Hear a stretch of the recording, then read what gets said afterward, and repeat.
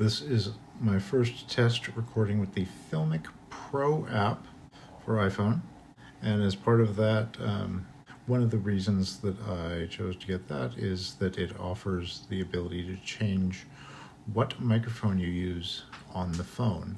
So for this recording, I'm using the front-facing phone, which, considering that it's front-facing video, might sound better than otherwise. Still playing with different settings like that. I will use a Bluetooth microphone at some point, and this app will allow me to do that. About 6 months ago, I would say, middle of August, after months of intense reading and listening, and a couple years probably of not so intense reading and listening, I came to the conclusion that I'm autistic, and I can't necessarily say that I fit all of the DSM criteria for autism spectrum disorder. But what I do feel is that I share some profound qualities and ways of thinking and relating to the world with people who have been given the label of autistic or have given it to themselves. So I've done the first part. In my case, in many people's cases, the first part, which is what's called self-diagnosis, though I kind of prefer self-identification is another term that I could unpack in more detail some other time. The next stage for people who have self-diagnosed is the formal diagnosis, which is what you get from some sort of medical professional who, from everything I gather, spends a lot less time thinking about you and learning about you and getting to know you than some random autistic people on Twitter will. And but since there's no actual medical test, essentially your provider is, running through lists of traits and personal questions and things like that with you, which is basically the same thing you do if you're taking quizzes online. Do you get added value from the diagnostician? Probably. Do you get added value commensurate to what you have to pay and all the trouble you have to go through as an adult? That I'm trying to decide. On one hand, there's the possibility of having accommodations in the workplace. I'm not planning on going back to school at this point. If I were in school, I'd be more likely to seek those accommodations.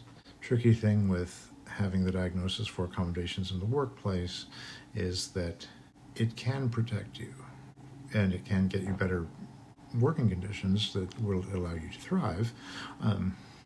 I've gone through a lot of jobs in my time, and I'm sure that some of those I would have done better, lasted longer, if I had had this knowledge about myself and perhaps the paperwork to prove it to someone who needs proving to. But at the same time, I know that having that kind of documentation can backfire. It's a double-edged sword, and it can make people judge you differently. While it's illegal for them to discriminate against someone with what's technically a disability, you'd have to prove it, for one thing, and it's quite possibly not. Even if you win, at what cost do you win? Legal fees. So, on another hand, it would be nice to have that diagnosis to remove doubt in my mind, to remove doubt in other people's minds that need convincing, though in most cases, the people who need convincing probably don't actually need to know, is my guess. And another, but the thing to think about is it's a lot of work and a lot of weight to get a diagnosis. And even if you jump through all the hoops and everything, there's no guarantee that you will get the diagnosis you believe to be true. And while it's certainly possible that you might not get the diagnosis you want because you actually don't fit the criteria, as a therapist friend said to me, she's never known anyone who thought they were autistic who turned out not to be. And it's easy to make fun of people who diagnose themselves based on something from the internet, like a TikTok video or something. And yeah, don't watch a 30-second video and think, this is all the proof I need to declare this neurological existential identity for myself.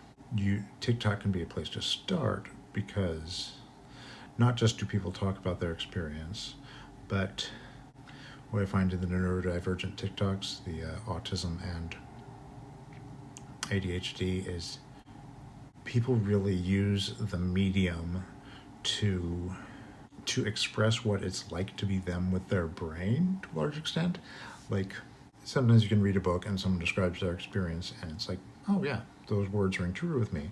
But when people mix words and music and behavior into this whole sort of little crystallized bit of aesthetic energy, if that rings true to you somehow, that doesn't mean that you should call yourself that. I would say it means that you should look into it more. So yes, watching one TikTok or a dozen TikToks is not the basis for making this kind of decision about yourself. Going from a TikTok to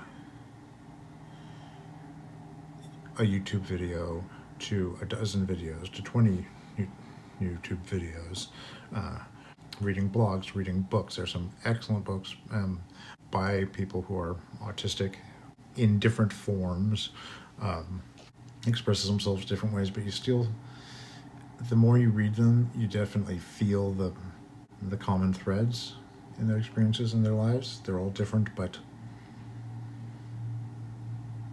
they all share things that they don't share with what we call the neurotypicals.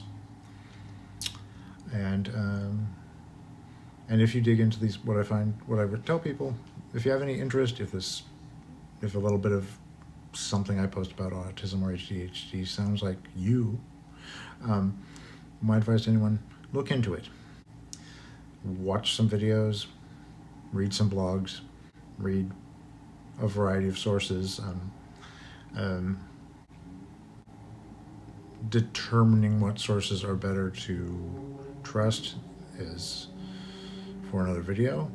But I would say if you have the interest, dig into the subject, and the results will probably be one of two things. Either you think, wow, this is me, I understand myself, maybe I'll look into this more formally. Or the other one is you'll dig in for a while and say, wow, that isn't me. Maybe some parts are in common with me, but that makes sense because some autistic traits, you could say, are just exaggerations of so-called normal traits. And also, there's a lot of overlap between autism, ADHD, OCD, even schizophrenia. Anxiety is a common problem that some people are diagnosed with that just by itself. For other people, it becomes clear that the anxiety is due to something else like autism, and maybe if you structure life in a more autism-friendly way, then you don't have the same issues with anxiety and depression that you would before you got your life on a different track. But back to my point, if you decide that, wow, this isn't me, I don't fit these criteria, I don't identify with these people's experiences, then you've learned something about, you still learned something about yourself, and you've quite possibly learned something about someone else in your world. Oh, hey, this isn't me, but so-and-so I can understand better. And I will leave it at that. Thank you.